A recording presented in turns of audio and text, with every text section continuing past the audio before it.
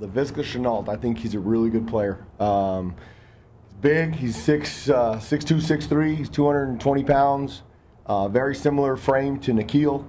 So I think we've seen how we use Nikhil. They do the same thing. So we've been practicing against it since spring. So hopefully that'll help. They've got, I mean, they're a pretty talented group on offense. I think Steve Montez is really good player. I think the quarterback's a great player. He reminds me a lot of Josh Allen from Wyoming, who we played a couple times at San Diego State. And I mean, he's 6'5", he's 230 pounds. He throws it to Laviska, who's just as big, a couple inches shorter. Jawan Renfrey, number 9, who got hurt in the Nebraska game, is almost identical to Laviska. Coming into the season, that was their plan to use him that way. And I think Laviska's done some really good things, so they've expanded his role. I mean, last year he had 7 catches for 138 yards. And this year he's the leading receiver in the nation. So, I mean, they've got some talent. Number 18, Tony Brown, he's come into his own the last couple of weeks. I mean, if you don't tackle him on the perimeter, he's got the ability to take 180 yards. If you miss the tackle, they throw it out there to him quick and see if he can make you miss. So we're going against a really talented group, a really talented team with a bunch of talented players. It's probably easy to overlook the running game because they really are a balanced offense. Very much so. I mean, Trayvon McMillan he's a physical back. I mean, he's a grad transfer. He puts his foot in the ground. He'll make one cut, and then he gets vertical, and he'll try and run you over. And then if they want to go with the changeup, they got another little back dynamic, about 5'7", 180, he's fast as can be. He's hard to tackle in the hole. They'll use him on. I mean, and they're not their tendencies as far as, I mean, they'll run those guys in fly motion, but they'll give it to everybody. They'll give it to Laviska. They'll give it to the running backs. I mean, they do it multiple ways, so you can't key off on a lot of those things and know it's coming. They do a lot of different motions. It's not so much the same shifts and trays that we've seen the last couple of weeks, but it's a lot more motion to try and get your eyes dirty, especially the guys in the box, get them looking where they don't belong, and then all of a sudden those things break up the middle. And then Montez, he's scary. I mean, he'll pull it and he'll run you over. Now, I listened to Coach McIntyre the other day. He don't want him to, but they're not going to limit him from running the football because he makes the dynamic plays. I mean, if you watch the UCLA game, he had 2 critical plays. There's a point in the third quarter of that game. UCLA's down 21-16. They've got a clean shot on him, and he ducks his head, makes a miss. It's going to be fourth and 12 from about the 30. It's going to be a long field goal into some wind. Instead, it's 1st and goal at the 6, and the next play they walk in and the game's over. And then 2 plays later, it's 28-16, and Tony Brown takes 170. Puts them. So I mean, they're dynamic.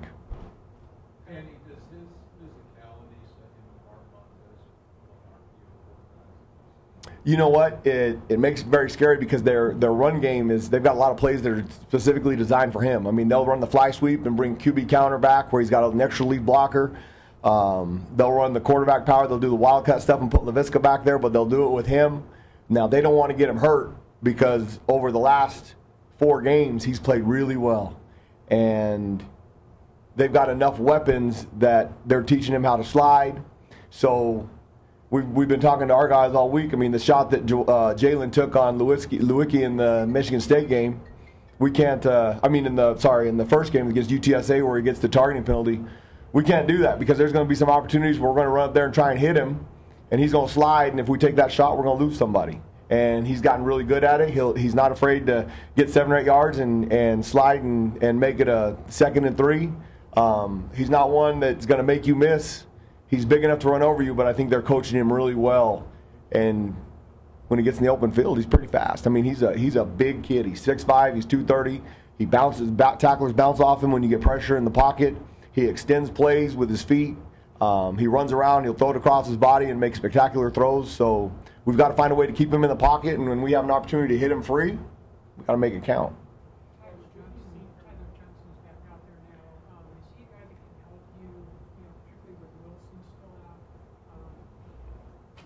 Yes.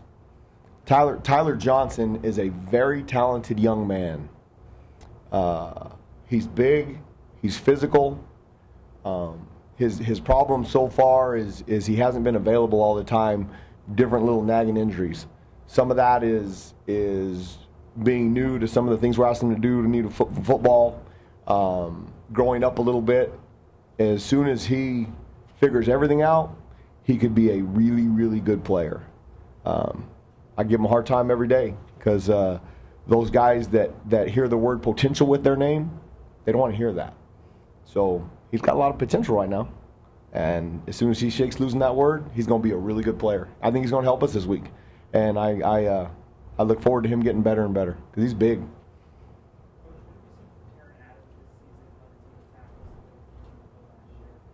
Taryn has evolved through the first 4 weeks. He's done a really nice job. He played the most snaps at corner this past weekend. Had 50 reps. His vision and his keys are getting a lot better from where he came. Now it's hard for a junior college kid to come in here, and just the speed of the game is so much faster. I mean, the speed of the game between high school and junior college is different. From junior college to Division I is different. And then with the guys that are lucky enough to go on to the NFL, it's a whole nother level of speed. And it takes a little while to adjust. Luckily, he was here in the spring, so he got to take advantage of those reps. And then now that we got into live game action, from game 1 to game 4, he has made a huge improvement. Taryn's biggest deficit right now in being a great player is his tackling. He's been a lot better the last 2 weeks. Against Washington, he missed a couple tackles that I tell those guys all the time, there's no secrets. I don't say things to make them look bad. I just tell the truth. And if they don't want their feelings to get hurt, then do things better. And so I told them, don't run on there and dive at their ankles. Run up there and dive and hit them right in the chest. And if you hit them in the chest, every once in a while, you're going to take the brunt of it. But guess what? It's okay because they get 1 more yard. When you dive and miss, they get 20. So he's this last week he was a lot better. I think he missed 1 tackle on Saturday night, but he had a couple tackles for loss because he's playing a lot more aggressive. And he's helping us a lot. He's really improved from game 1 to game 4, and I'm really excited as we continue along this for the next 6 games that we've got left. Coach, to piggyback off that, through this first few games, the communication overall and the rotation, how do you feel that the defense has improved, just even making adjustments with themselves on the field? Where you said this week, they're going to have to be disciplined, not have dirty eyes. How do you feel the communication's going? It's getting better. It's getting better, especially in practice. And usually, if you practice while you play. I mean, you've got to practice until you can't get it wrong. And that's what we're trying to instill in them. It's don't practice until you get it right, because if you get it right once and you screw it up the next time, it ain't good enough. So practice until you can't get it wrong. Now, I stole that from Nick Saban, and I think he's a genius. So I think he's right. I think that's how you have to do it. And we've gotten a lot better. I mean, we cleaned up. We went from Simon Ayers being just ridiculous above 50 to we had 16 last week. Unfortunately, of those 16, 8 of them were on critical plays. They had 190 yards on 8 plays. They have 206 yards on 70 plays. Well, if you can eliminate those, we can be pretty good on defense. And so we walked through those mistakes on Sunday. We watched them on tape and talked about them, and they're not physical mistakes. So if it was something physical, if you're asking them to do something that they can't do, well, that's a coach's mistake. When it's a mental mistake, we can fix those. Now, if they're making the same mental mistake over and over, that's coaching. They're not doing that right now. It'll show up once. Now, we made some mistakes on Saturday night in the second quarter that we hadn't made. They made we called the same stuff against Michigan State, and those are 2- and 3-yard tackles for loss. And instead, one of them pops for a 27-yard touchdown. We continue to fix those things. We'll get better and better each week, and by the end of the football team, we might be a decent defensive football team. I mean, like you said, there's a lot to clean up from last Saturday, but the fact that you did shut out Oregon State for the last quarter and a half, is that something to build on? It is. I mean, I think, like I said, when I first started talking, I think there's 2 really important stats. 1 is points, and 2 is turnovers. We're creating opportunities to get turnovers. We've got 7 so far. We should have about 13. I'm surprised that we don't have more interceptions. At this point, we're there. We've had our hands on a couple balls. We dropped, I think we've had a chance at probably 5 legitimate interceptions where the ball has hit our hands or we've knocked it down instead of catching it. Well, if we get those 6 turnovers, the fumbles that were on the ground, and those 5, well, now we're up to a pretty significant number of turnovers. So the opportunities are there. They're getting better. Keeping them off the scoreboard, I think the 4th down stop in that 3rd quarter, I think that was a huge momentum shift in the game. I think it was very similar to our game against San Diego State. They're going to have a chance to make it a 1-score game. They just stopped our offense on 4th and 1. They'll have all the momentum. And we made a play on defense. It was Merlin Robertson made a play, and Chase stayed in coverage and did a nice job. So we've held some guys when they get drives down there. We make some mistakes, but we've been able to hold them to some field goals. I think we're at a little over 19 points a game right now. Coming into the season, the goal was if we can hold people from 16 to 18 points, we probably win 10 games. Well, I think if we can hold people at 16 to 18 points, we'll have a chance to win 7 more games than 7 we have left. If we don't, then our offense is going to have to be dynamic. Now, if they score 52 points, we're going to win a bunch of games. But I told Coach Likens, I don't know why that was so hard. I mean, it should look pretty easy. Football's not easy, so we got to hold them to the one less than what they score. Just a more general question. To what extent, in the time you've been here, have you seen Chase kind of grow into a leadership role, not just for the secondary, but the whole defense? I think Chase, over the time we've been here, has been a big maturation in him. I don't think he did things the way we wanted to early. And so the only way, in my opinion, to get people to play is to take things away. We can run them into the ground until they can't breathe anymore, but most of them are good enough athletes, it doesn't matter. You take what's important away. And what's important to that young man is football. So if he doesn't do things right in school or workouts or practice, then we don't let him play. And we've had to do that a couple times this year. I think over the last 2 weeks, Chase Lucas has practiced as hard as anybody on our football team, and I'm proud of him for it. If he can continue to do that, he'll be a really good player. He played pretty good on Saturday night. They threw some balls at him that he was around that they didn't take some chances at him because he's playing well. So if he continues that, he can be pretty good. And like I said, the last 2 weeks he's done everything we've asked, and he's practiced his tail off, and it showed on Saturday. So hopefully he sees that, and he'll continue it.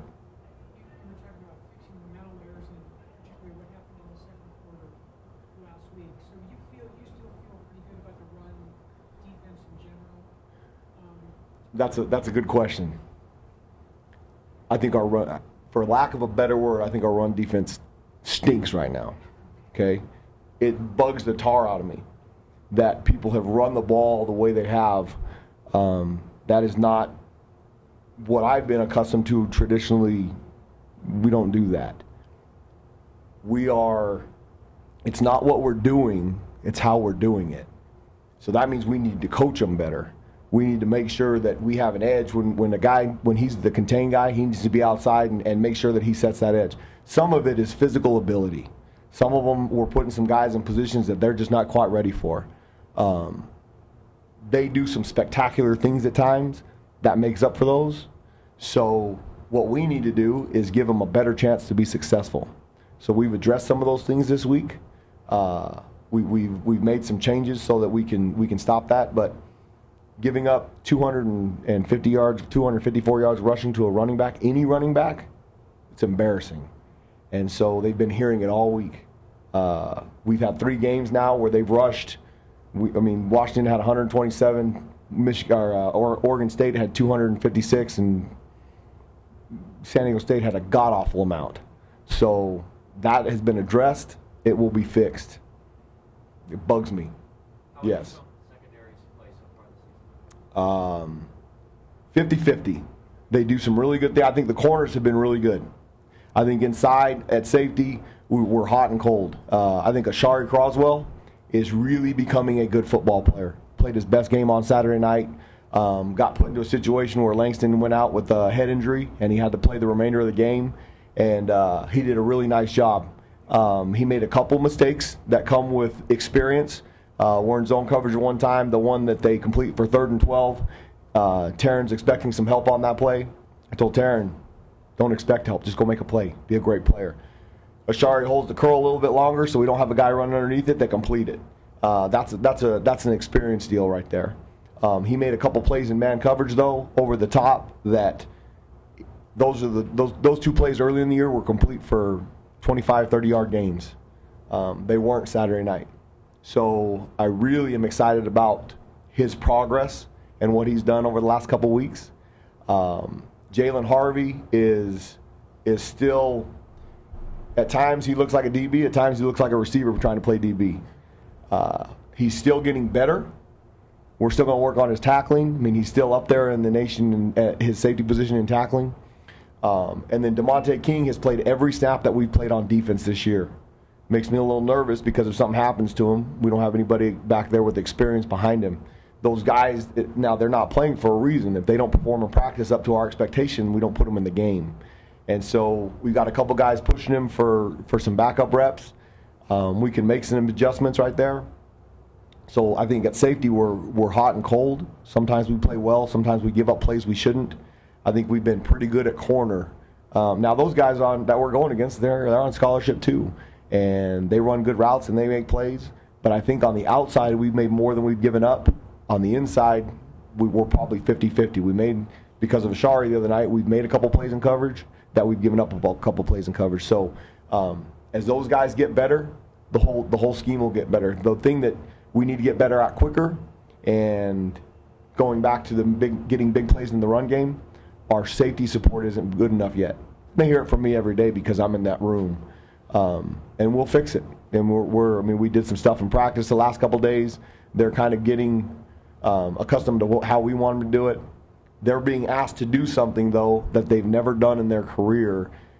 When you're used to playing safety back there at 10 to 12 yards, you come down for late run support, you can fit.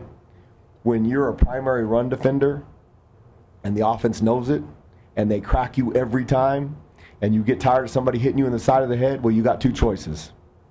You can knock them in the side of the head, or you can be more aggressive and just go make the tackle on the ball carrier. And we're trying to figure that out.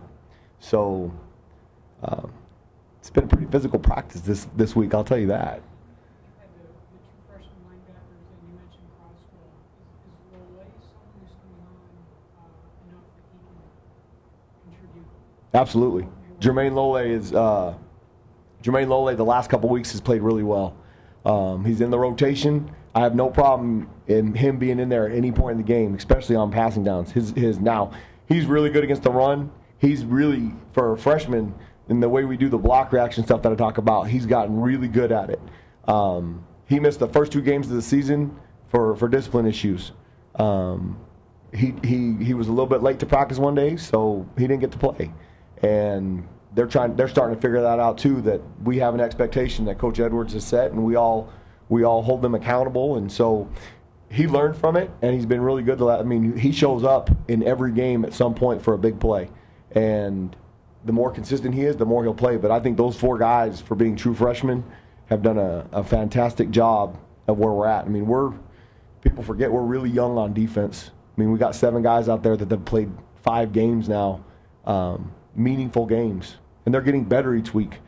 We're not good enough yet, though. And it's frustrating. It's frustrating when you hold a team to 38 yards in the first quarter and you're dominating them and you give up a big play and all of a sudden they crumble.